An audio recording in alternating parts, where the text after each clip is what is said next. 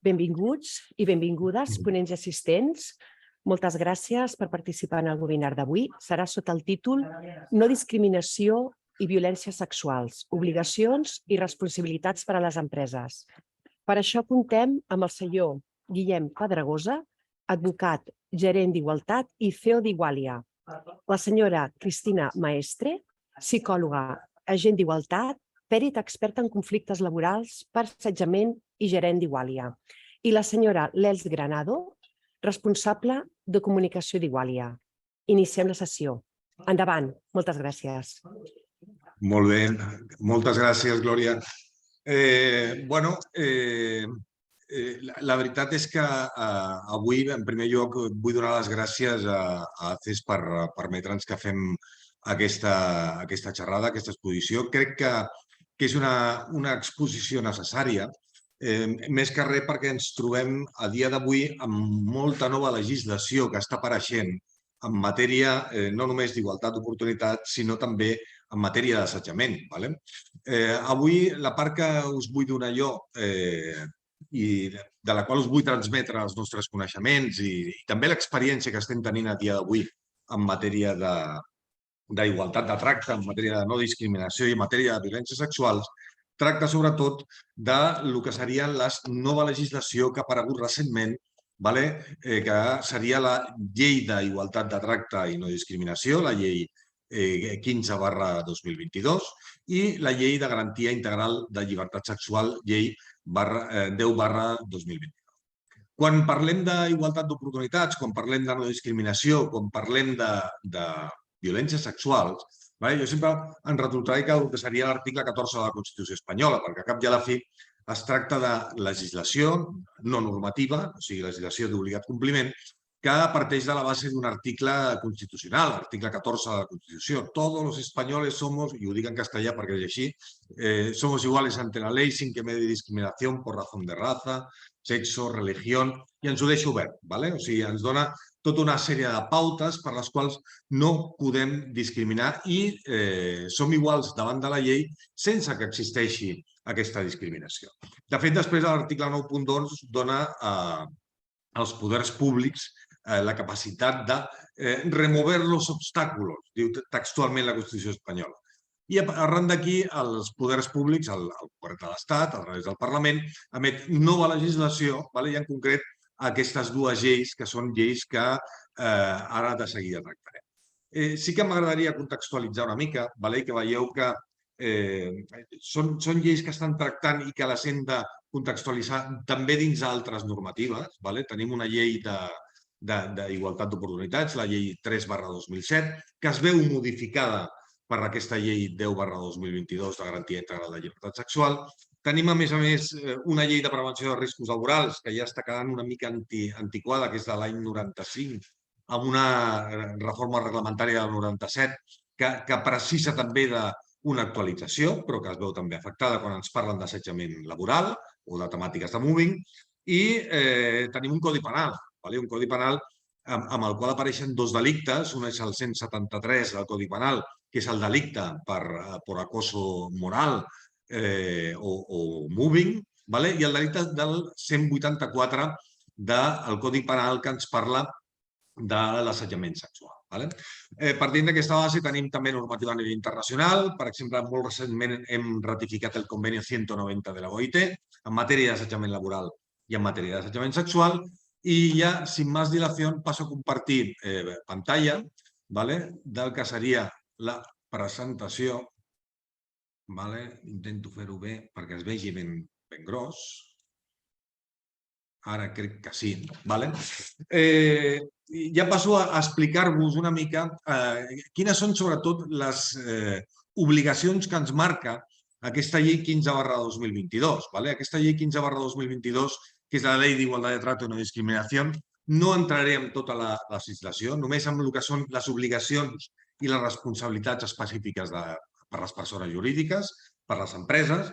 És una llei que el que fa és introduir-nos de bones a primeres un nou concepte, que és el concepte d'acoso discriminatorio. Quan parlem d'assetjament discriminatori estem parlant de l'assetjament que es pugui produir per discriminació per algun dels motius que preveu la mateixa llei, en concret de l'article 2.1, que ens diu que aquest assetjament es pot arribar a produir per raons de raça, de sexe, de religió, per raons d'orientació sexual, per raons d'identitat de gènere, per raons de conviccions polítiques o ens ho deixa obert per qualsevol altre motiu pel qual es pugui arribar a produir aquesta discriminació. Per tant, és una llei que desenvolupa clarament el que ens diu l'article que us he comentat abans, l'article 14 de la Constitució espanyola, hi ha una transposició, ens introdueix aquest nou concepte d'assetjament, que és un nou concepte que haurem de tenir molt present. A dia d'avui,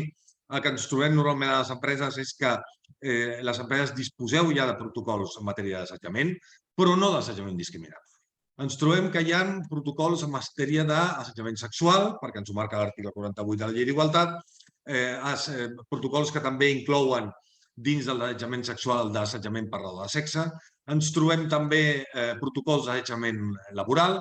De vegades ens trobem protocols que ho junten tot, després ho tractarem i ho comentarem, o directament empreses que no tenen cap mena de protocol. Tot això per norma general ve acompanyat d'un canal de denúncies, d'una sèrie de comissions, d'una sèrie de persones, però aquí quan parlem d'assetjament discriminatori no ens marca una pauta de com ho hem de fer, però sí que ens deixa molt clar què és el que hem de fer. I deixeu-me que us llegeixi ja, i us llegeixo textualment, a l'article 25 de la Llei 15/2022 d'Igualdad de Trato y No Discriminación. Aquest article 25 el que ens diu, i llegeixo textualment, la protección frente a la discriminación obliga a la aplicación de métodos o instrumentos suficientes para su detección, la adopción de medidas preventivas y la articulación de medidas adecuadas para el cese de las situaciones discriminatorias. Nosaltres, quan tractem les primeres lleis, quan hem d'enviar una informació als nostres clients, normalment fem una circular, informem sobre la nova legislació i el que ens trobem és que o bé la gent no es contesta o bé ens contesta i ens fa una sèrie de preguntes. Nosaltres el que estem fent a dia d'avui és forçar una reunió amb les empreses, perquè aquest article en concret el que ens marca és una obligació que després serà taxativa i que comportarà moltíssimes responsabilitats. Aquest article, fixeu-vos, ens diu que aquesta protecció front a la discriminació obliga a aplicar mètodes o instruments per a la detecció. És a dir, ens està marcant l'obligació de detectar exactament com en quins punts de la nostra empresa poden haver-hi, encara que sigui per sesgos inconscientes, punts específics de discriminació. Per tant, ens obliga a fer un diagnòstic. I no només això, sinó que ens obliga també a elaborar un pla d'actuació. Em sona una miqueta tot això a pla d'igualtat, suposo que ja estareu farts i fartes de desenvolupar els temes dels plans d'igualtat, del RECOM, de les negociacions. Aquí ens marca una obligació molt concreta que és de diagnosticar i d'elaborar un pla d'actuació contra la discriminació amb mesures preventives i amb accions positives, medidas adecuades para el cese de las situaciones. I per què li considerem que és un article important? Doncs, sobretot, perquè comporta moltíssima responsabilitat. De fet, hi ha un article, que és l'article 27, i aquest també us el llegiré, diu la persona física o jurídica, penseu que estem parlant ja de la pròpia empresa, que cause discriminación por alguno de los motivos previstos en el apartado 1 del artículo 2 de esta ley, es a dir, por raó de raça, sexe, religió, identitat de gènere, orientació sexual, etc., reparará el daño causado proporcionando una indemnización y restituyendo a la víctima la situación anterior al incidente discriminatorio, cuando sea posible. Clar, aquí ens està parlant ja que no només la persona física que comet l'acte discriminatori haurà d'indemnitzar, sinó que també ens parla de la possibilitat que la pròpia persona jurídica sigui la que cometi l'acte discriminatori. Per tant, és important tenir en compte aquest aspecte. És un aspecte que ens marca una pauta en quant a responsabilitat que hem de tenir en compte, que és molt important, sobretot quan ens trobem, els que estem dia sí dia també al jutjat, jo en concret per motius d'actuacions pericials en matèria d'assetjament, te n'adones que en el moment en què es produeix un acomiadament, la resposta immediata és, escolta, sí, m'has acomiadat, però jo et denuncio per mi. Atenció, Cuidado, ¿vale? Cuidado perquè fixeu-vos el que diu l'article següent, ¿vale? Diu, serán igualmente responsables del daño causado las personas empleadoras o prestadoras de bienes y servicios cuando la discriminación, incluido el acoso, ¿vale? I parlem d'assetjament sexual, parlem d'assetjament laboral o moving, parlem d'assetjament discriminatori, se produzca en su ámbito de organización o dirección y no hayan cumplido las obligaciones previstas en el apartado 1 del artículo 25. Què diu l'apartado 1 de l'article 25? El que us he explicat anteriorment. Anem a dalt d'aquesta diapositiva i veiem la protecció contra la discriminació obliga a l'elaboració d'un diagnòstic de situació contra la discriminació i un pla d'actuació contra aquesta discriminació amb accions preventives i amb accions positives. Es complica la qüestió? Sí que es complica la qüestió. I es complica la qüestió perquè després apareix un altre article, que és l'article 30, que porta per títol Inversió de la càrrega de la prova. Aquest no us el llegeixo. Ho teniu aquí, però sí que us comento que jo quan estudiava la carrera fa molts anys, el primer que s'aprèn és que una persona és inocente hasta que no se demuestra lo contrari. Què ens trobem a dia d'avui? Que amb aquest article és tot el contrari. O sigui, una persona, en concret una persona jurídica, i concretament també la persona física, però amb el que ens afecta a nosaltres com a persona jurídica, serem culpables si no demostrem el contrari. Com podem demostrar que no hem discriminat? Tornem un altre cop a l'article 25, diagnòstic de situació i plan d'actuació. Hi ha un altre tema, a la següent pantalla veureu que us poso, escolta, com podem afrontar aquesta llei amb les obligacions que ens marca per a les empreses i per a les persones jurídiques, com ho vamos a hacerlo, parlem d'una primera fase del diagnòstic de la discriminació potencial, parlem d'una segona fase de mesures d'acció i parlem d'una tercera fase, que podria estar la primera perfectament, que és el protocol d'assetjament discriminatori. Aquest protocol d'assetjament discriminatori em preguntareu, i com l'encaixem? Perquè si ja tenim un protocol d'assetjament sexual i per raó de sexe, ja tenim també un procediment específic en matèria d'assetjament laboral, això com ho enfoquem? Què és el que hem de fer per poder solventar aquest tipus de situació? Doncs, escolta, hem d'elaborar un protocol que estigui en el vèrtice de la piràmide. Què vol dir això? Fixeu-vos que canvio la terminologia. Ara ja parlo de protocol d'assetjament discriminatori i passo a parlar de procediments d'assetjament sexual i procediment d'assetjament laboral. El protocol d'assetjament discriminatori, a l'estar al vèrtice de la piràmide, ho contempla tot. Els procediments específics seran els que per llei ens demanen que siguin específics, ja ho veurem a la següent llei. Aquests procediments d'assetjament sexual i el procediment d'assetjament laboral hauran de penjar d'aquest protocol d'assetjament discriminatori que ens marcarà una acció global per poder comprendre com hem d'actuar, què hem de fer, quan hem d'actuar, i a partir d'aquí la resta de procediments ens marcarà l'especificitat. Per què parlo d'especificitat? Perquè la pròpia llei d'igualtat, l'article 48, ens diu que, per exemple, el protocol o el procediment d'assetjament sexual haurà de ser específic i haurà de tenir un canal de denúncia específic. És important tenir-ho en compte, és important que treballem aquesta llei amb coherència i, sobretot, que no ens oblidem que hem d'actuar de la manera més ràpida possible. Més que res perquè són lleis que ja estan en vigor, que ja existeixen a dia d'avui, que ja han entrat en funcionament i ja ens les poden exigir i comporta moltes responsabilitats. No només a nivell administratiu per part de l'Inspecció de Treball, sinó també a nivell del que seria el jutjat de lo social. Cuidado si ens trobem amb una possible denúncia per part d'alguna persona en matèria de moving, per exemple, i no tenim complert tot el que ens ha demanat aquesta llei. Tingueu en compte aquest article 25. A continuació passo a exposar-vos el que és la Llei de Garantia Integral de la Llibertat Sexual. Aquesta Llei de Garantia Integral de la Llibertat Sexual porta 2 anys en tramitació parlamentària. És coneguda també com la Llei del CSI, la Llei del caso de la manada, i ens trobem que aquesta llei és de molt recentment aparició, es va aprovar el mes de setembre de l'any 2022 i va entrar en vigor el dia 7 d'octubre. Per tant, estem ja que és d'obligat compliment. És una llei en la qual els serveis de prevenció propis i aliens han hagut de fer un especial hincapié perquè marquen moltes obligacions respecte a les avaluacions de riscos. Em direu, em vens a parlar de prevenció?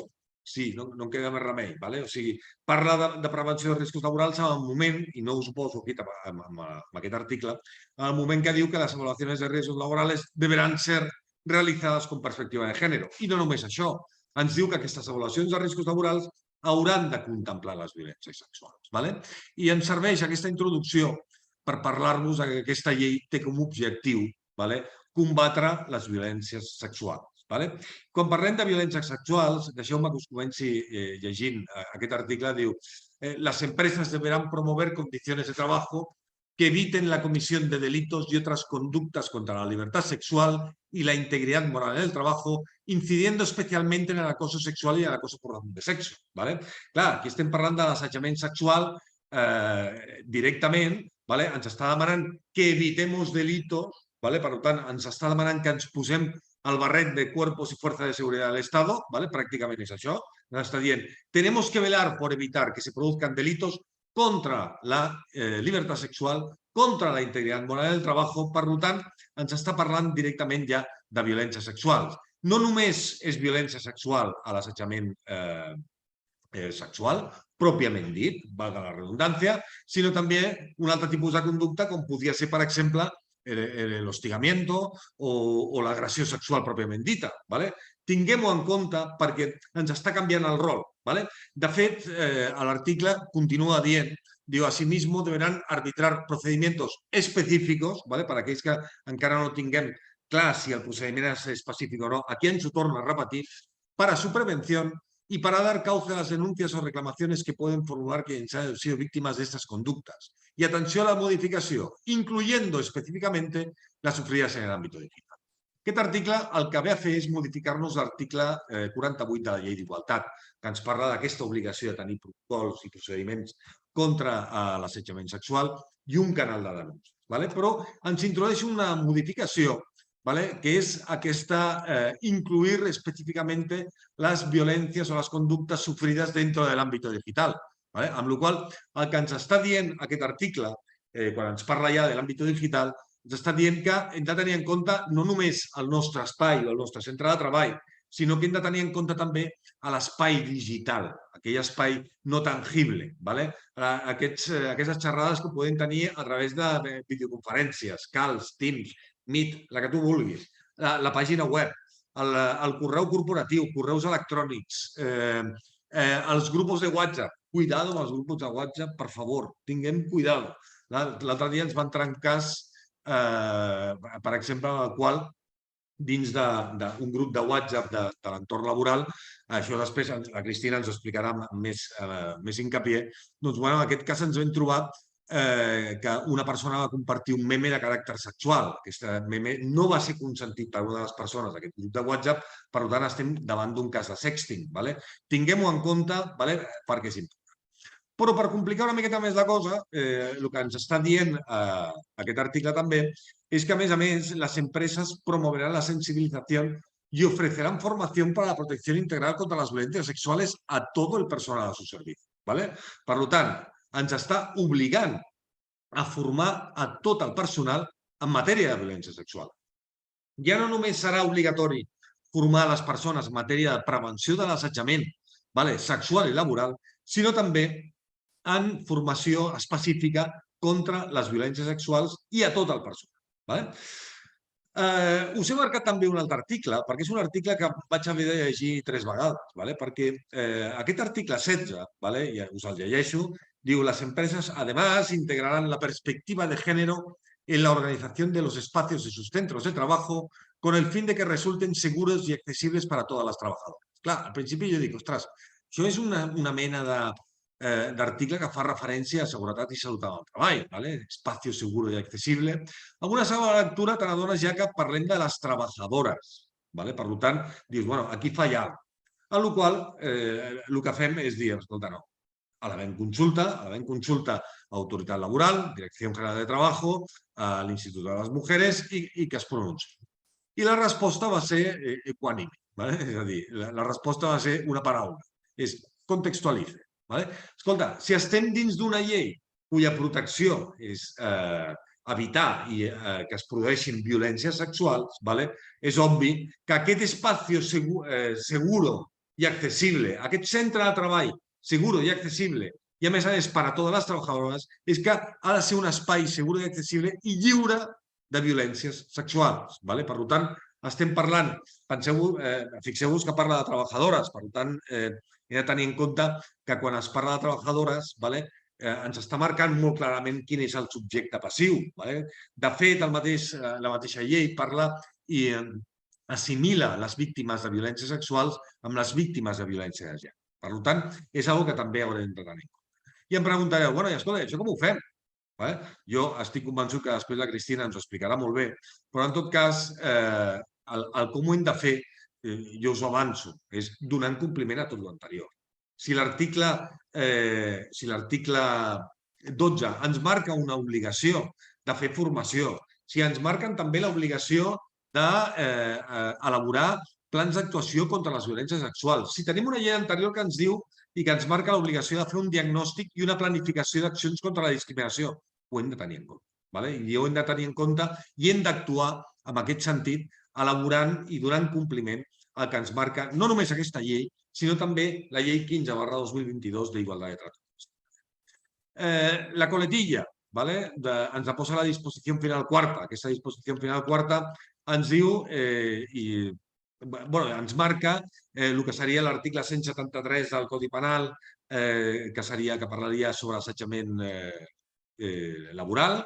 Ens parla també de l'article 184 del Codi Penal, que ens marca i que ens obliga i que ens parla sobre el tema de l'assetjament sexual, però hi ha una segona vessant d'aquest article, d'aquesta disposició, que ens diu: cuando, de acuerdo con lo establecido en el artículo 31 bis, una persona jurídica sea responsable de los delitos de acoso laboral y de acoso sexual, se le impondrà la pena de multa de 6 meses a 2 anys. És a dir, estem parlant d'una modificació de l'article 31 bis del Codi Penal, que és l'article que ens diu quin tipus de delictes són o per quin tipus de delictes es pot arribar a imputar a la persona jurídica. I quan ens està parlant d'això, hem de tenir en compte que ens marca que 2 dels delictes que abans no hi eren, ara hi són. Per tant, la persona jurídica passa a tenir responsabilitat en matèria d'assetjament laboral i passa a tenir responsabilitat en matèria d'assetjament sexual des del punt de vista penal. Per tant, tot això se'ns complica encara una mica més. Actuació, que us recomanem i que després la Cristina ens ho explicarà. És adaptació dels protocols, adaptació dels canals de denúncies, delimitació de responsabilitats, importantíssim que les delimitem molt clarament per saber fins a quin punt podem arribar en determinat tipus de qüestions, i la planificació de mesures d'acció contra la violència sexual. Si ens demaneu una recomanació, jo us diré, escolta, si hi ha responsabilitat penal, acudiu a procés de certificació. I si parlem de processos de certificació, jo us recomano també, i des d'Igual estem recomanant, que acudiu a los sistemas de certificación de la SGI A20, Sistema de Prevención y Lucha contra el Acoso en el Entorno Laboral, y SGI VS20, que es Espacio Libre de Violencia Sexual. Deixo de compartir ja la pantalla. Per resumir, només comentar-vos que des del punt de vista legislatiu, la nostra recomanació és poseu-vos al dia amb el tema del diagnòstic contra la discriminació, actueu ràpidament. Són lleis que ja estan en marxa, que ja estan en vigor, i que ara, de seguida, la Cristina ens permetrà i ens donarà la solució de com podem actuar i quins són els passos que hem de fer per poder combatre aquesta lacra que és l'assetjament tant sexual, laboral i discriminatori. Moltes gràcies. Bueno, pues como comentaba Guillén, yo voy a intentar daros un poco esas pinceladas de cómo se puede, cómo podemos hacer, dar cumplimiento a todo esto que nos entra nuevo, aunque hay cosas que no son tan nuevas.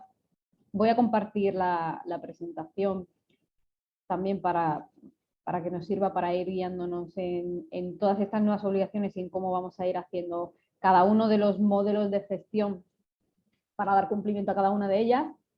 Y si veis, bueno, he hecho un pequeño índice también para tener en cuenta qué es lo que vamos a ver, porque por un lado, como os decía, sí que es verdad que ahora tenemos que conseguir cosas nuevas. Estas nuevas leyes nos plantean que tenemos que conseguir, pues, evitar esa violencia sexual, conseguir evitar esta discriminación y demás.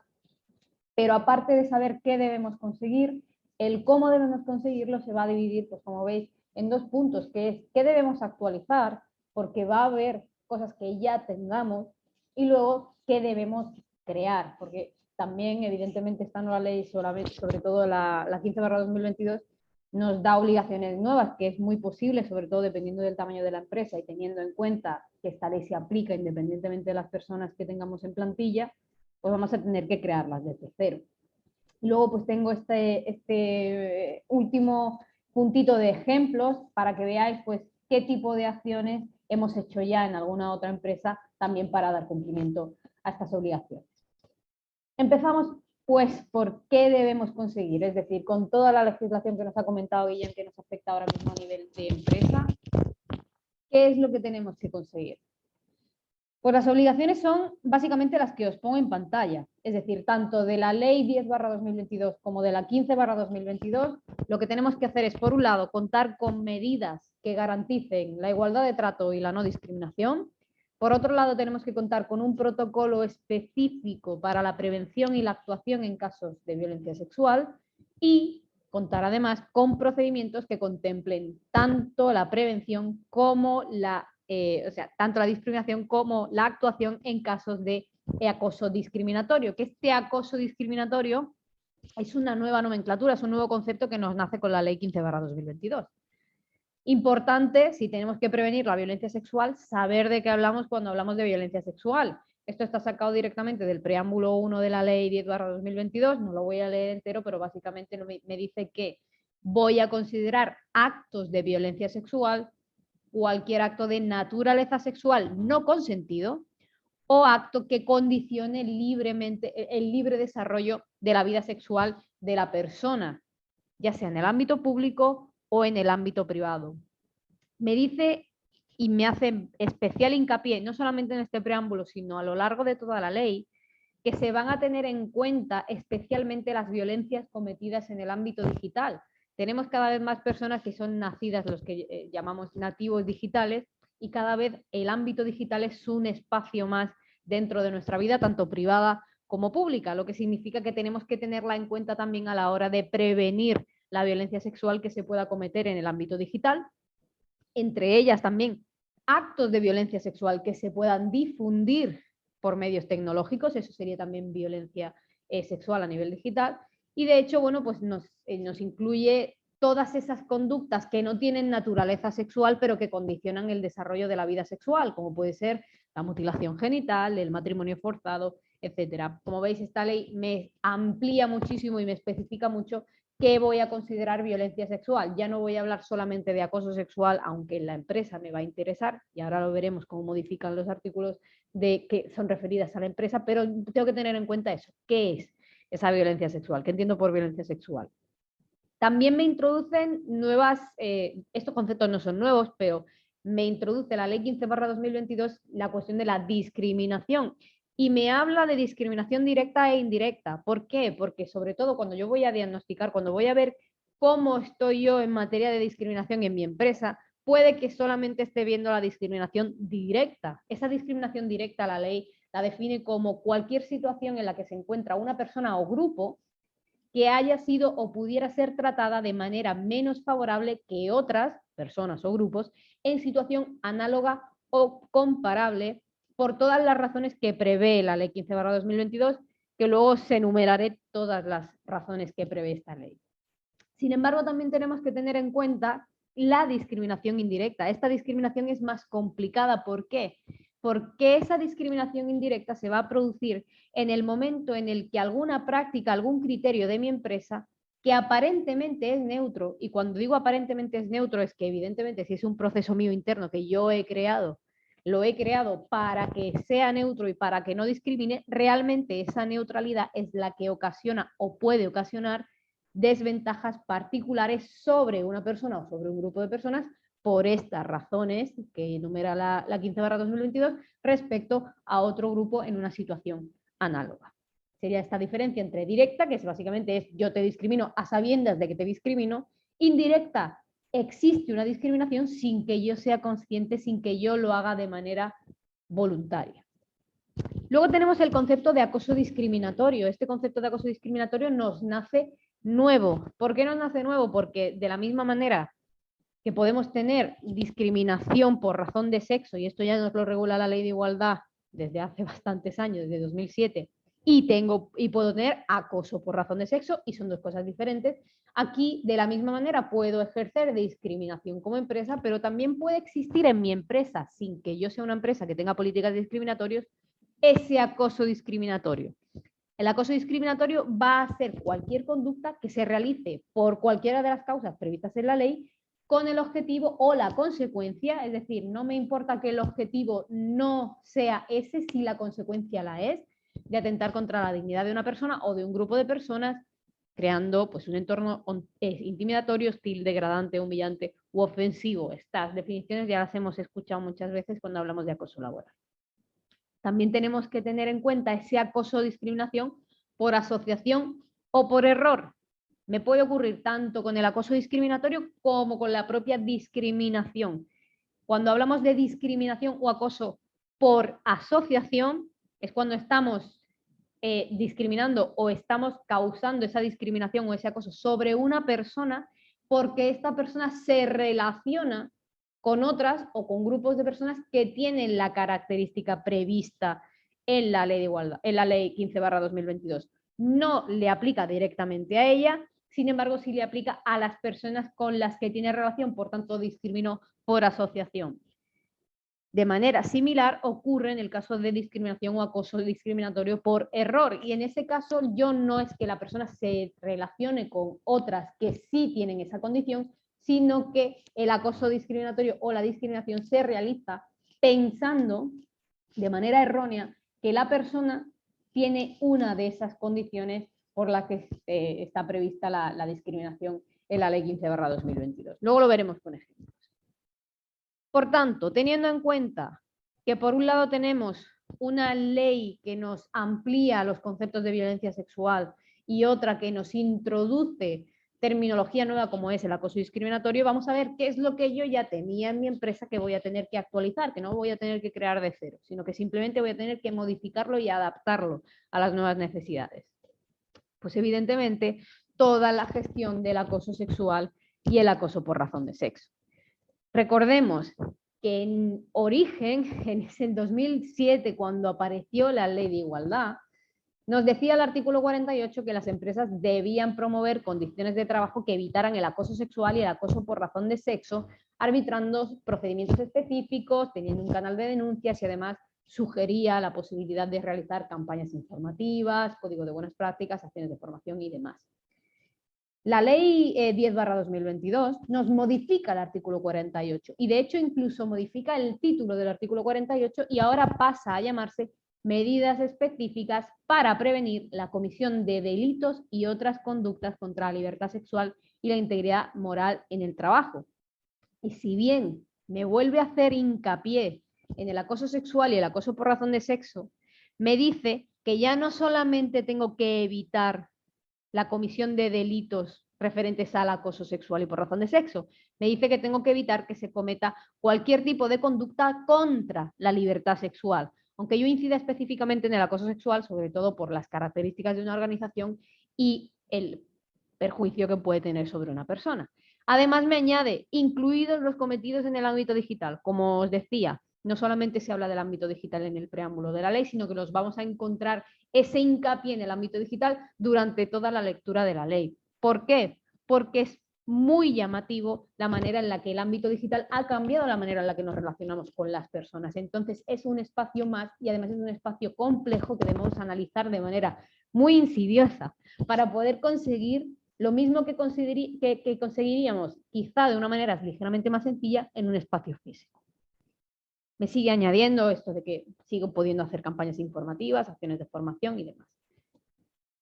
Pero además este artículo 12 me vuelve a recoger lo que el artículo 48 decía al principio, que ahora me lo ha quitado. Ahora en el artículo 48, como veis, ya no me dice que tengo que arbitrar procedimientos específicos. No, pero es que me lo deja en este artículo 12. Aquí sí que me dice que tengo que arbitrar procedimientos específicos, no solo para el acoso sexual, sino para cualquier persona que haya sido víctima de cualquier tipo de conducta contra la libertad sexual, y me vuelve a decir, incluyendo específicamente las sufridas en el ámbito digital.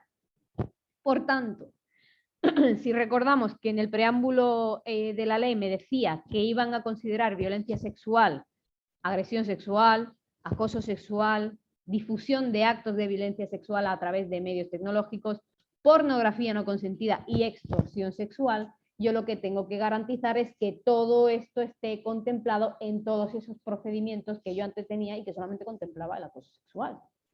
Además, como ya había adelantado Guillem, tenemos este artículo 16 que habla de espacios seguros. Por tanto, si yo tengo que tener en cuenta en mis procedimientos todos los tipos de violencia sexual que pueden ocurrir en mi empresa y además tengo que garantizar que todos mis espacios sean seguros, incluyendo los espacios digitales, voy a necesitar poder diagnosticar y establecer procedimientos muy concretos para cada uno de los espacios, porque muy probablemente no vaya a ser de la misma manera cómo gestionar la posibilidad de una violencia sexual en un espacio físico que en un espacio digital, sobre todo si no sé cuáles son mis espacios digitales.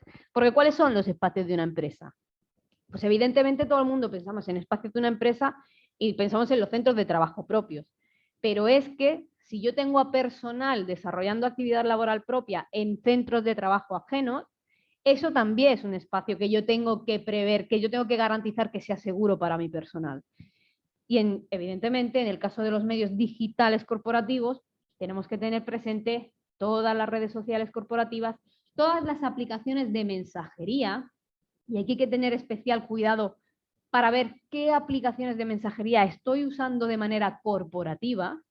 Evidentemente, es obvio el email y todas las plataformas internas, y también que a veces nos olvidamos de esas webs y de las plataformas de publicidad y de comunicación externa que a lo mejor no permiten la comunicación entre personas de la misma compañía, pero sí estamos comunicándonos hacia afuera. Por tanto, también tenemos que garantizar que la comunicación que hacemos hacia afuera no esté o no pueda ser susceptible de que se cometa cualquier tipo de delito en materia contra la libertad sexual.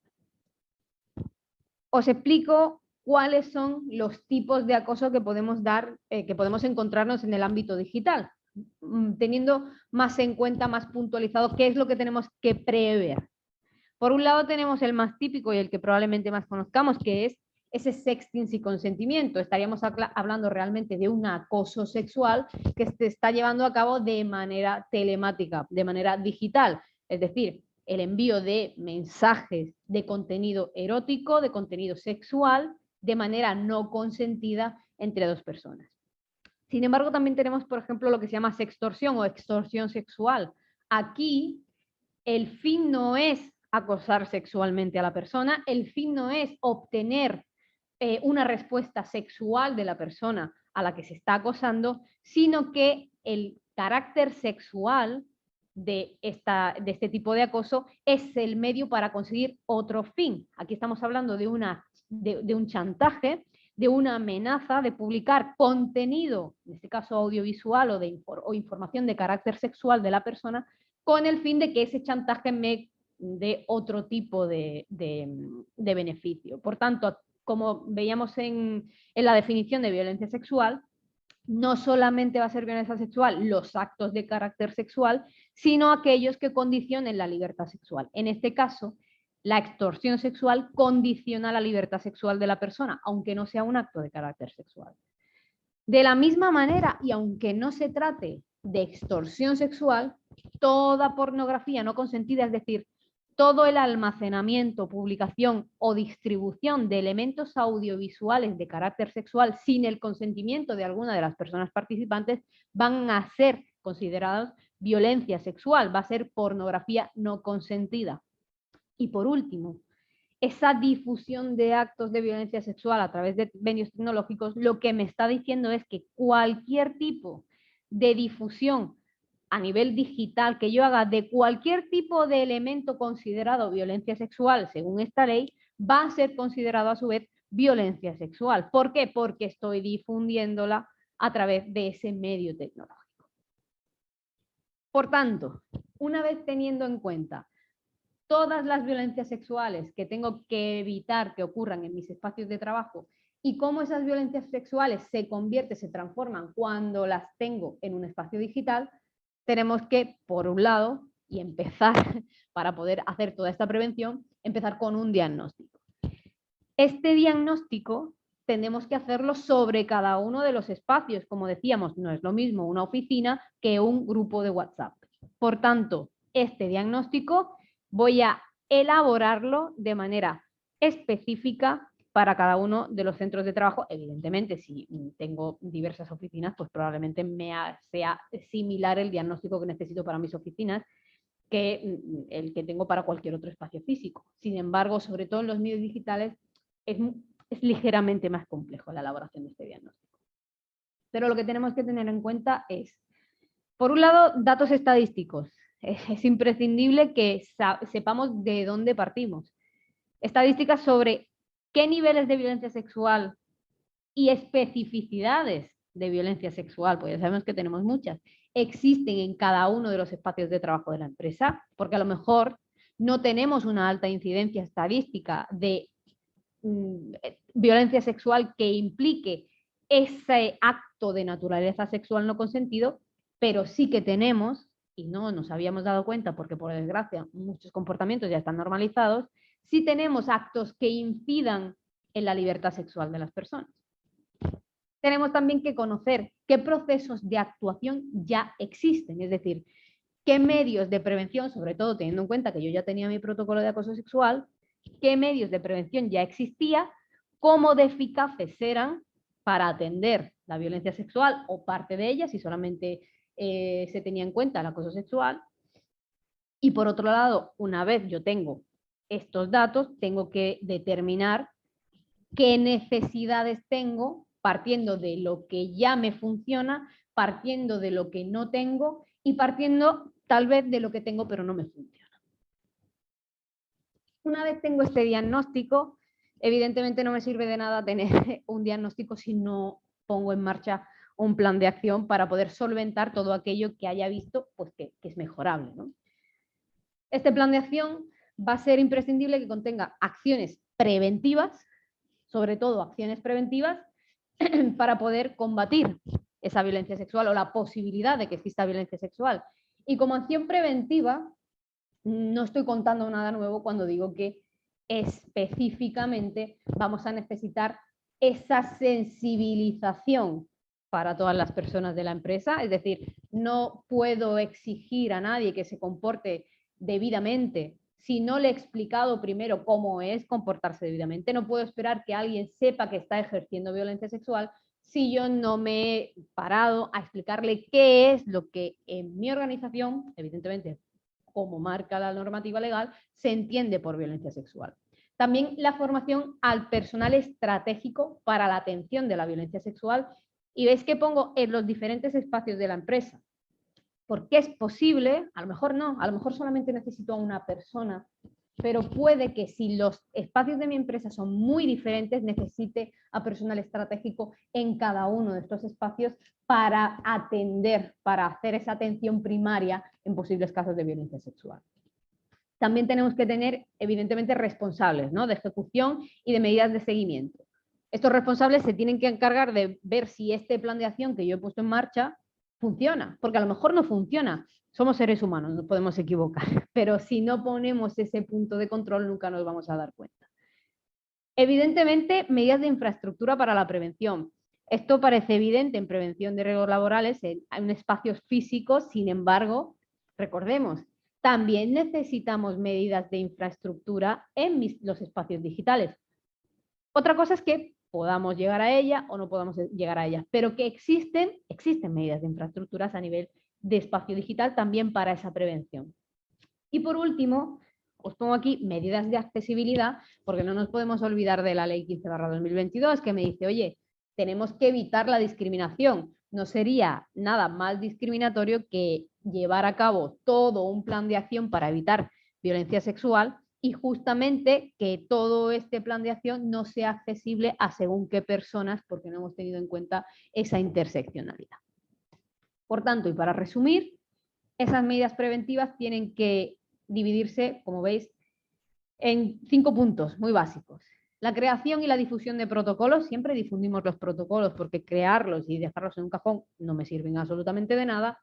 Esa sensibilización para todas las personas, y aquí hablo de todas las personas, porque si las personas no están sensibilizadas, si no saben de qué estamos hablando, difícilmente van a poder cumplir. Esa formación a personal estratégico, sobre todo para la atención primaria, sobre todo para esa prevención y ese dar un toque de atención antes de que esto llegue a más. Las infraestructuras, evidentemente, y la accesibilidad. Todo lo que yo use como medida de mejora tiene que ser accesible a todo el mundo. Si no es accesible a todo el mundo, no es una medida de mejora, sino que es una medida discriminatoria. Aquí ya hemos terminado de actualizar y ya decimos, vale, ¿qué tenemos que crear desde cero entonces? Bueno, pues evidentemente si lo que teníamos que actualizar era todo lo relativo a la ley 10/2022, pues lo que tenemos que crear es todo lo relativo a la ley 15/2022, que son esos procedimientos para garantizar la igualdad de trato y la no discriminación. Y vamos a ver cómo lo vamos a hacer. Como os dije anteriormente, todos estos son los motivos de discriminación que entiende la ley 15/2022 que pueden ser susceptibles de discriminación, ¿vale? Los que tenemos que evitar que sean discriminatorios. Hablamos de nacimiento, de origen racial o étnico, de sexo, de religión, convicción, opinión, edad, discapacidad, orientación o identidad sexual, expresión de género, enfermedad o condición de salud, estado serológico o predisposición genética a sufrir patologías y trastornos, lengua, situación socioeconómica. Y me añade al final de todo, por si no quedaban suficientes, cualquier otra condición o circunstancia personal o social. Es decir, como veis, es una ley que me deja, me obliga a tener en consideración muchísimos puntos de control de discriminación, pero como siempre y como suelen ocurrir en las leyes que nacen, me dice todo lo que tengo que hacer, pero no me dice cómo lo tengo que hacer. Yo siempre comento que esta ley pienso que acabará siendo como la ley de igualdad, que como veis nació en 2007, pero hasta este año siguen saliendo reales decretos que siguen matizando y siguen matizando y siguen matizando. Muy probablemente pase lo mismo con esta ley. Sin embargo, ahora mismo no tenemos nada. Por tanto, tenemos que entender e interpretar de manera correcta, o esperando que sea de manera correcta, por suerte, siguiendo, y yo me baso mucho en cómo se ha ido instrumentalizando la ley de igualdad, podemos hacer de la misma manera lo mismo con la ley de no discriminación, y vamos a ir viendo cómo ponemos en marcha todos los mecanismos para poder garantizar que nadie es discriminado dentro de nuestra empresa por cualquiera de estos motivos o por cualquier otro. Para empezar, importante, ¿cuáles son las áreas susceptibles de discriminación? Y volvemos a lo mismo. Somos una empresa, las áreas de la empresa son las que son. Por tanto, si lo veis, también esto nos habla la ley de ello, de cuáles son estas áreas. Pero es que si las veis, son prácticamente las mismas que las áreas en las que ya nos dice el plan de igualdad que tenemos que hacer incidencia para que no se discriminen a las mujeres trabajadoras. Pues aquí igual, pero con todo el resto de colectivos. Áreas de comunicación, de selección y contratación, de promoción, de formación, de conciliación, de retribución, de condiciones laborales, y de hecho me añade que esta no aparece en la ley de igualdad, la suspensión de empleo o el despido, y me la añade específicamente en los casos de discriminación por motivos de salud, por predisposición a patologías. ¿Cuál es mi recomendación? Y aquí sí empezamos únicamente con recomendaciones, porque ya os digo, la ley nos dice qué hacer, pero no nos dice cómo. Yo recomiendo hacer un diagnóstico por grupos. Como veis, si nos vamos aquí atrás, de todos los puntos, que no sé ahora mismo cuántos son, de motivos de discriminación, yo os los reduzco a 5 grupos, macrogrupos, por así decirlo. ¿Por qué?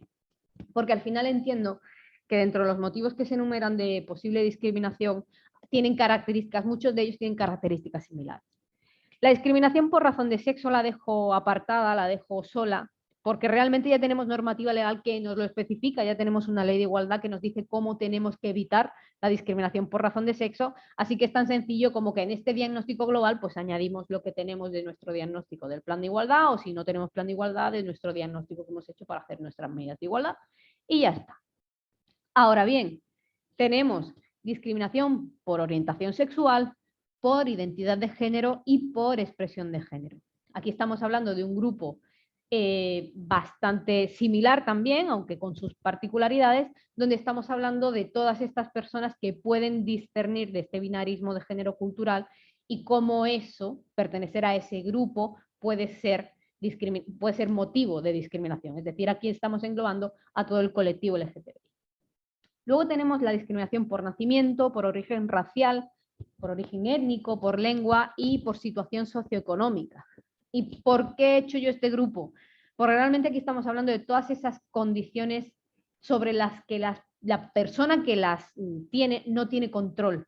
No tenemos control sobre dónde nacemos, sobre cuál es nuestra raza, nuestra etnia, nuestra lengua materna, y aunque podamos cambiar nuestra situación socioeconómica o podemos cambiar nuestra lengua, el origen, nuestro origen socioeconómico, nuestra clase social y nuestra lengua materna no podemos cambiarla. Son situaciones con las que nacemos incontrolables. Luego tenemos todo lo contrario, tenemos la discriminación por religión, convicción u opinión. Y es precisamente todo aquello que se elige, todo aquello que sí tenemos control sobre ello, que se elige de manera voluntaria, pero que no tiene, por tanto, no debe afectar a mi vida laboral, porque no tiene ningún tipo de relación con mi vida laboral. Es decir, mis convicciones religiosas, mis opiniones privadas, personales, no tienen por qué tener relación con mi vida laboral. Evidentemente aquí estamos hablando de convicciones u opiniones que no afecten directamente a mi trabajo. Es decir, a lo mejor no hace falta que ponga el ejemplo, pero si yo estoy trabajando en antropología cultural y soy creacionista y pienso que no existe la evolución, pues a lo mejor sí que me interfiere. Pero si no, pues probablemente no me interfiera, independientemente de cuál sea mi creencia. Y luego, por otro lado, y por último, tenemos el grupo de edad, discapacidad, enfermedad o condición de salud, que realmente pues, son características biológicas de la persona sobre las que tampoco se tiene control, y que los cambios, porque evidentemente en la edad se sufren cambios, las enfermedades se sufren cambios, la discapacidad o la condición de salud es cambiante, pero es un cambio sobre el que no se tiene control, es algo biológico de la persona.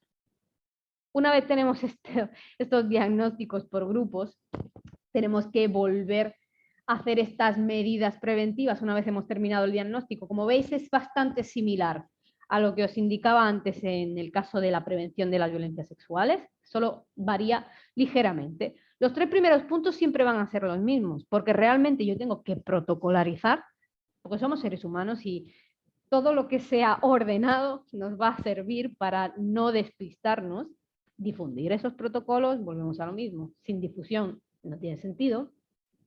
Sensibilización para saber de qué estamos hablando, formación para que las personas responsables sepan tratar estos casos en el caso en el que ocurran o en el que quieran prevenirlo activamente, de manera activa.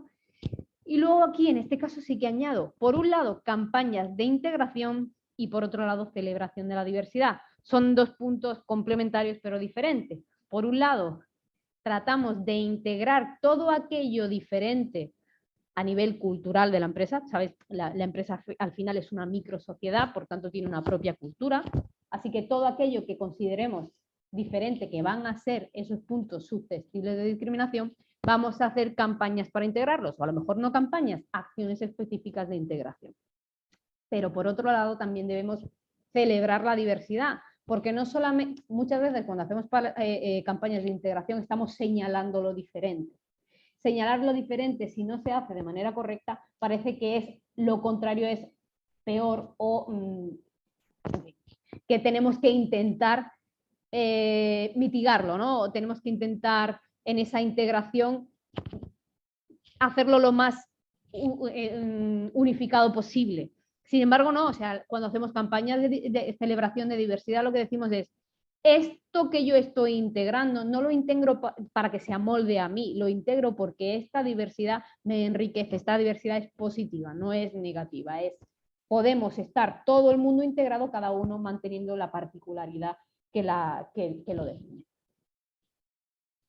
Luego hablo aquí del canal de denuncias. ¿Por qué hablo del canal de denuncias? Porque evidentemente, aunque no nos gustaría que esto ocurriera, si realmente se da un caso de discriminación, algún caso de violencia sexual, tenemos que tener un canal de denuncias apropiado. Bueno, ya nos decía la ley, tanto la ley de igualdad como la 10/2022, que tenemos que arbitrar procedimientos específicos para dar causa a la denuncia. Y este canal de denuncia, independientemente del número de personas en plantilla, porque ya sabemos que las de más de 50 tienen que cumplir la directiva europea y demás, pero todas las empresas deben tener un canal de denuncias que, por un lado, esté gestionado por personal capacitado para poder gestionar este canal y con la formación suficiente y necesaria. Y sobre todo yo hago bastante hincapié en las personas que vayan a gestionar posibles casos de violencia sexual, que además de tener la formación suficiente y necesaria, tengan la sensibilidad suficiente y necesaria. Además, el canal debe permitir gestionar comunicaciones específicas de manera segura, debe no permitir filtraciones, no permitir opacidades y conseguir que toda la gestión, tanto la comunicación como la gestión, sea rápida y eficaz. Con estos puntos tendremos un canal de denuncias que sea válido y además que las personas trabajadoras se sientan seguras para usarlo, porque si tenemos todo este protocolo, sin embargo, tenemos un canal de denuncias ineficaz, no nos va a servir de nada. Y, evidentemente, si tenemos un canal de denuncias, si ocurre que hay una denuncia y ocurre que tenemos un caso, pues no nos queda otra que tener medidas correctivas. Las medidas preventivas son geniales, son las que más tenemos que hacer hincapié, son las que si funcionan no vamos a necesitar esta, pero por desgracia va a haber ocasiones en las que sí necesitemos estas medidas correctivas. ¿Y cuáles deben ser? Pues por un lado la actualización de políticas internas y la estandarización de procesos, porque si algo ha ocurrido, algo podría haber hecho yo para evitar que ocurriera. Por tanto, actualizo toda la política interna, veo qué es lo que ha fallado, estandarizo procesos, porque a mejor estandarice los procesos, más voy a evitar que el error humano, que el fallo, que el prejuicio inconsciente afecte a esos procesos. Me encargo de que haya una evaluación continua, porque como comentaba antes, somos personas, puede que la acción que yo pensaba que iba a funcionar no funcione y eso solo voy a verlo si tengo una evaluación continua.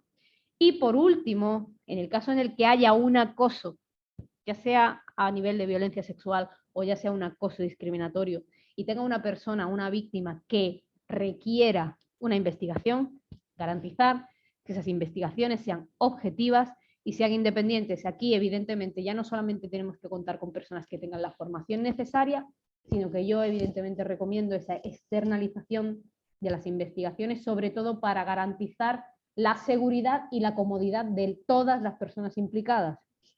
Por mucho que yo tenga formada, me lo invento, a mi responsable de recursos humanos, que es además psicóloga y además es perito y además esa persona, si yo luego tengo que hablar con ella para nóminas y para pedirle vacaciones, pues a lo mejor no me siento lo suficientemente cómoda para contarle cómo me han acosado. Va a ser mucho más fácil contarle algo a una persona que yo sé que viene, hace su trabajo, se va y no la voy a volver a ver. Entonces es importante tener en cuenta eso, las facilidades, dar facilidades a las personas víctimas e incluso a todas las personas implicadas en un posible caso de acoso durante una investigación. Y por último, como os decía, no me quiero alargar mucho porque veo que estoy en mi media hora, pero quería dejaros unos ejemplos, simplemente ejemplos de cuestiones puntuales, de acciones puntuales para que vierais qué tipo de acciones prácticas y derivadas de todo esto que os he explicado un poco en teoría hemos hecho con algunas otras empresas.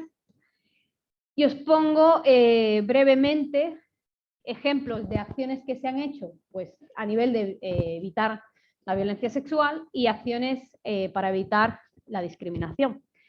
En el caso de violencia sexual, veis que el primer punto, todo esto son cosas que hemos implantado en empresas concretas.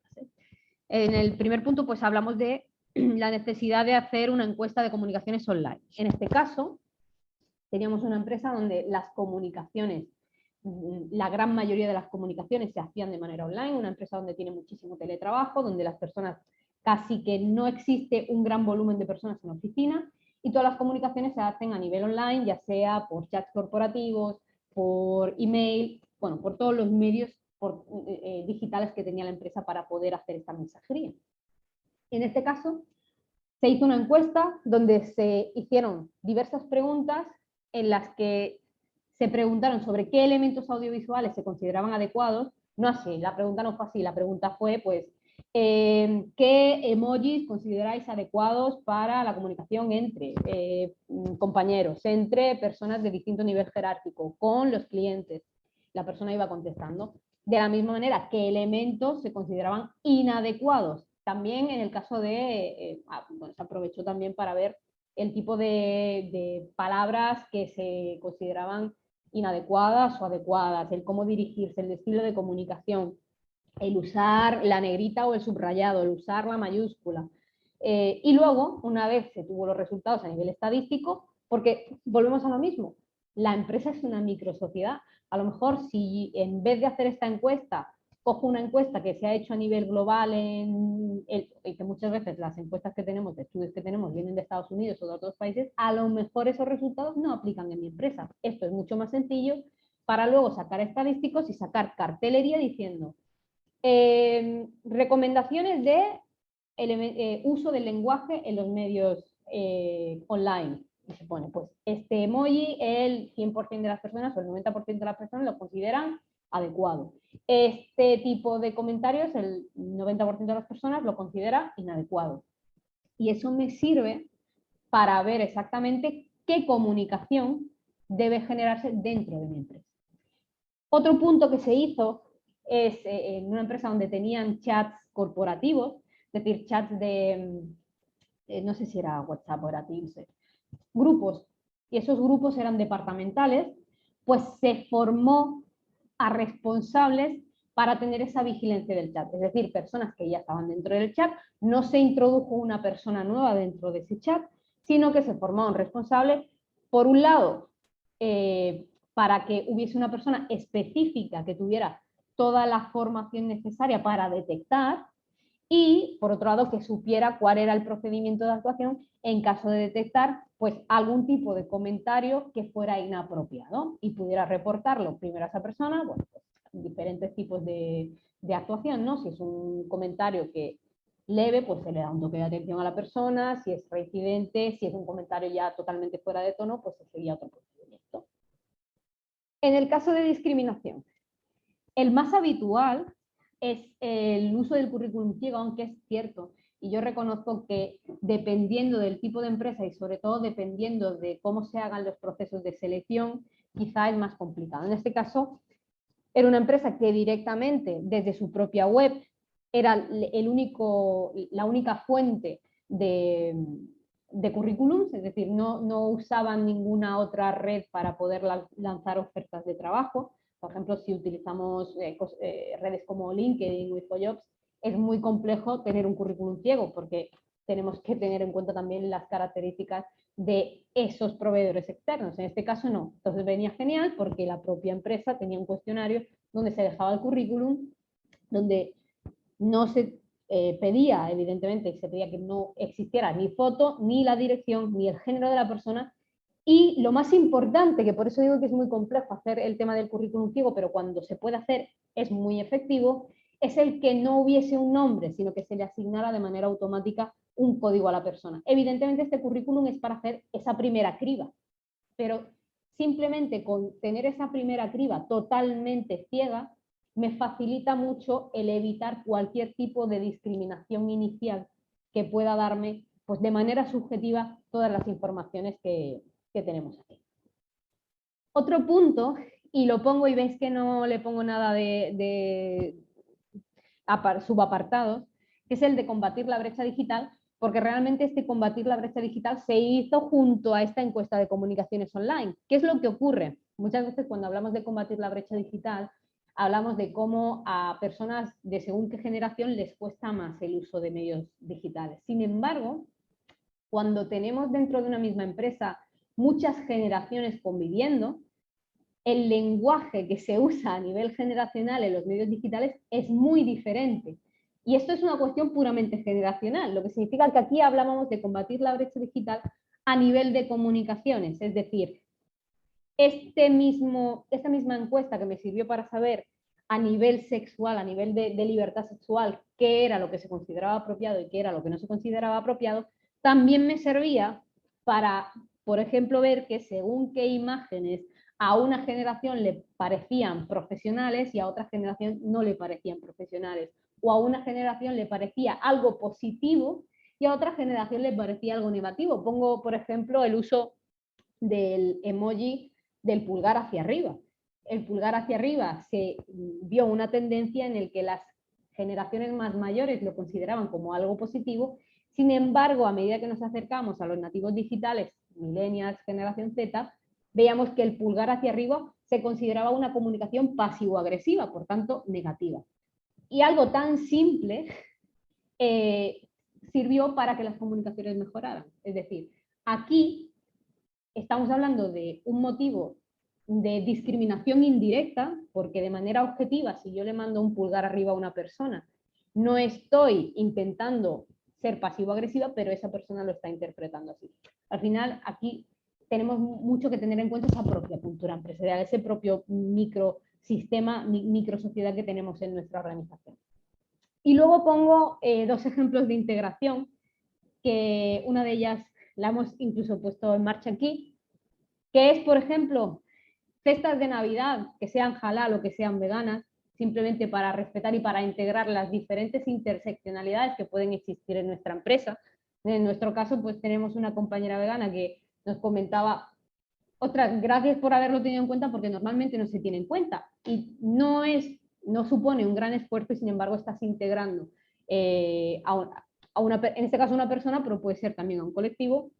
Y de la misma manera, pues la posibilidad de vacaciones según preferencias culturales, sobre todo a nivel de, ya no solo de vacaciones, sino de festivos, el poder intercambiar festivos para facilitar que la persona celebre pues diferentes festividades culturales propias que a lo mejor no se celebran en este país. Y nada más, este es el último punto que quería mostraros. Tengo más ejemplos y luego al finalizar la jornada también me gustaría saber qué pensáis o si en algún momento habéis puesto en marcha este tipo de medidas para fomentar la integración o para evitar según qué puntos. Y por mi parte nada más, dejo por último a mi compañera Lels que os cuente un poquito un resumen de además en qué podemos ayudar. Perfecte, moltes gràcies, Cristina. La veritat és que m'ha tocat la part fàcil d'aquesta jornada, perquè el Guillem explicava el que les lleis ens obliguen a complir a nivell d'empresa, la Cristina ens ha explicat tot com s'ha de fer i jo em toca aportar-vos la solució, que és les solucions que us podem oferir des d'Igualia. Us faré una presentació molt curteta per explicar-vos què fem. Avui específicament hem parlat de lleis noves, però com deia tant el Guillem com la Cristina, la llei d'igualtat ve des del 2007, que és des de quan Igualia comença a ajudar a les empreses tant a mires d'igualtat com a plans d'igualtat. Durant aquests anys han canviat les lleis i hem anat posant a les empreses, ajudant-les a estar actualitzades.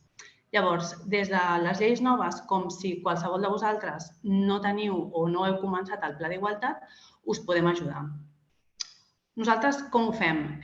Tenim equip molt especialitzat, tenim moltíssima experiència, com us deia, des del 2007 venim fent el mateix, som especialistes, ens dediquem tant a la consultoria com a la formació, tot el que tingui a veure amb sistemes d'igualtat i aquí us poso uns diferents passos de com us podem ajudar, què fem, l'elaboració dels plans, bé sigui per menys de 50 treballadors que tenim sistemes d'igualtat o per empreses de més de 50 treballadors que és obligatori el pla d'igualtat. Fem tant la implantació com el seguiment del pla d'igualtat. I no només això, sinó que contemplem tots els serveis que podem oferir a Igualia. des de l'adaptació dels plans que va sortir la llei nova a principis del 2020, les mides d'igualtat o plans d'igualtat, registres retributius, auditoria retributiva, etc. Llavors, bé, bàsicament, una mica quina és la nostra experiència. Tenim més de 3.000 clients, quasi 2.000 plans d'igualtat fets i per la part de la nostra formació han passat més de 20.000 alumnes formats. I aquí us deixem una mica una petita mostra de la tipologia dels nostres clients. I us podem ajudar, sigui on estigui el vostre punt, o bé que ja tingueu el pla d'igualtat fet i vulgueu fer seguiment o actualització, o bé, si no sabeu per on començar, doncs també. La meva presentació, la veritat és que acaba aquí, perquè us han deixat absolutament tota la part tècnica més que explicada tant el Guillem com la Cristina. I a partir d'aquí deixo obert si teniu qualsevol consulta, sigui a qualsevol dels tres. Moltes gràcies.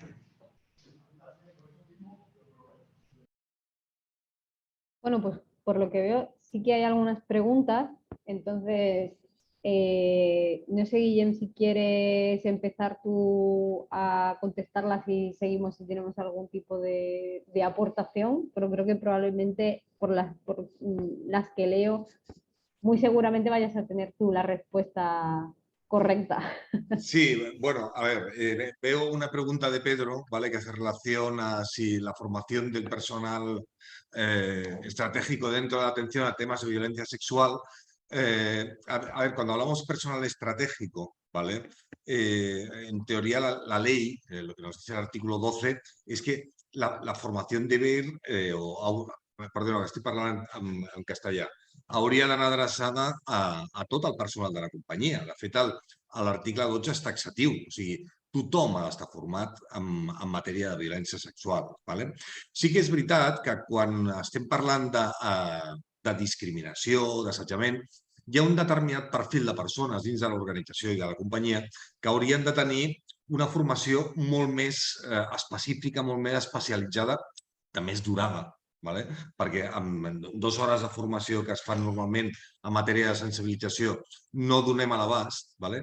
Però sí que tot el personal que tingui, totes aquelles persones que tinguin personal al seu càrrec, equips directius, mandos intermitjos i demés, haurien de tenir una formació una mica més específica, ¿vale? Perquè han de tractar amb persones i parlem de temàtiques com l'assetjament vertical, que dius, ostres, aquí hem d'anar amb cuidado i hem de saber fins a quin punt estem davant d'una situació d'assetjament i fins a quin punt no.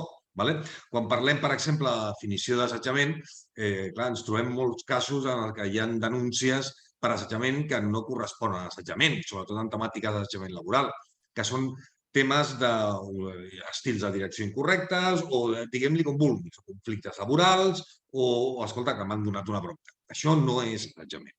Per tant, la formació és important portar-la a terme i quan parlem de violències sexuals, aquí sí que repeteixo el mateix discurs, però sobretot important tenir en compte que aquesta formació ha d'anar adreçada directament a tothom. Veig una altra pregunta, que relacionada con la legislación, esta legislación aplica agresiones de personas externas a la organización y si fuera así, ¿de quién sería competencia o responsabilidad de aplicación de medidas? Cristina, ¿respondo yo?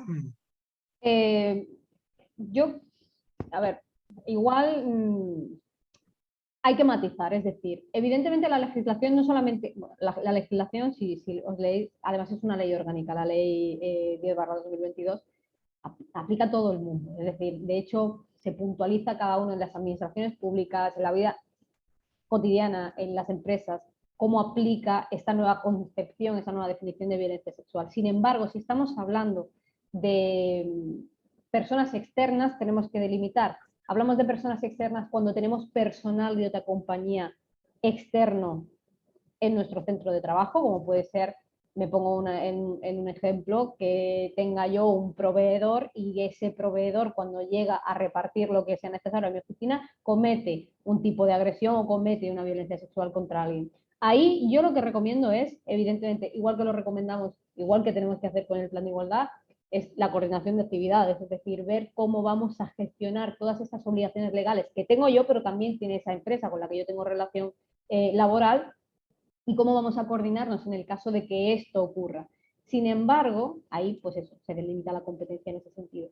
Sin embargo, si estamos hablando de que yo tengo que gestionar con clientes, yo tengo un restaurante, tengo personal que están de cara al público y mi personal sufre una agresión por parte de un cliente, ahí tenemos dos vías.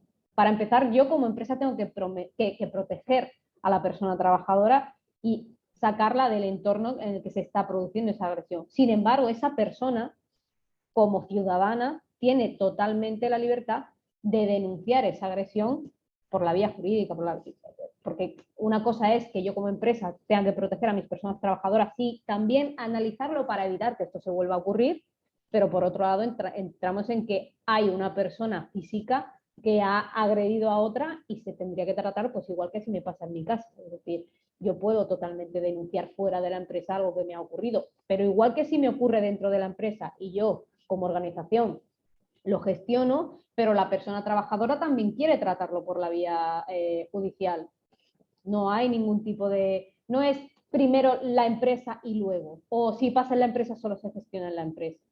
Es decir, la posibilidad de judicializar un procedimiento que ha ocurrido en un entorno laboral es siempre posible y es decisión de la persona víctima en este caso.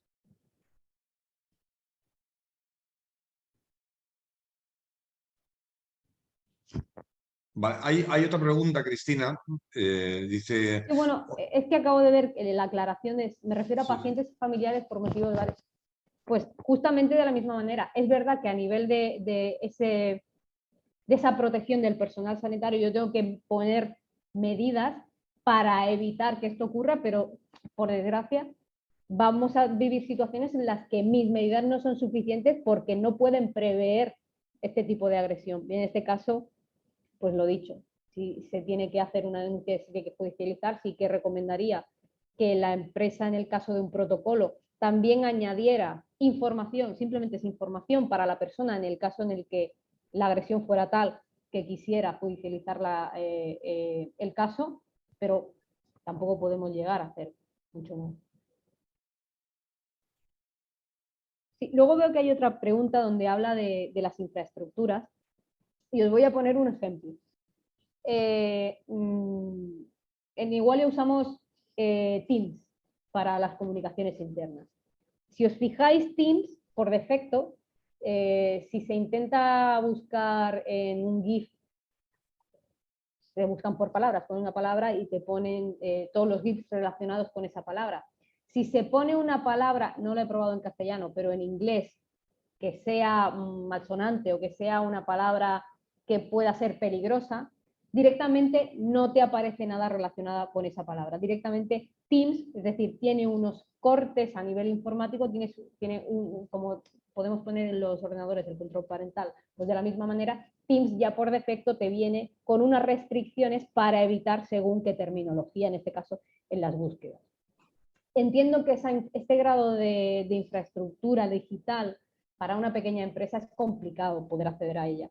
Sin embargo, no es raro o no es inusual encontrarnos que según ya se va digitalizando la empresa, sí que se hacen estos controles y sí que se hacen estas restricciones a nivel de según qué palabras. Lo vemos también en YouTube, que hay comentarios que directamente pasan a moderación porque hay palabras que se consideran malsonantes. Al final siempre tienes que tener a una persona que revise, pero en este caso eso sería una medida de infraestructura digital para, por ejemplo, vetar según qué palabras que no tendrían por qué usarse en un entorno laboral.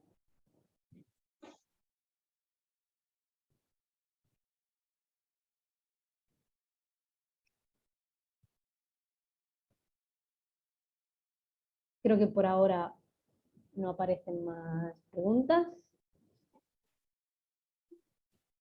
Hola. Què tal, em sentiu? Sí. Sí. Sí. Ha estat molt interessant. Veig que no hi ha cap pregunta. Doncs, bueno, si voleu, finalitzarem el webinar. Bé, doncs bé, Gràcies als ponents per la seva intervenció i la transmissió dels seus coneixements i experiència. Agrair també als assistents que heu participat en aquest webinar. Esperem que hagi sigut de vostre interès. Us esperem als propers webinars i moltes gràcies. Moltes gràcies, Igualia. Gràcies. Gràcies. Gràcies. Adéu, bon dia. Adéu, adéu.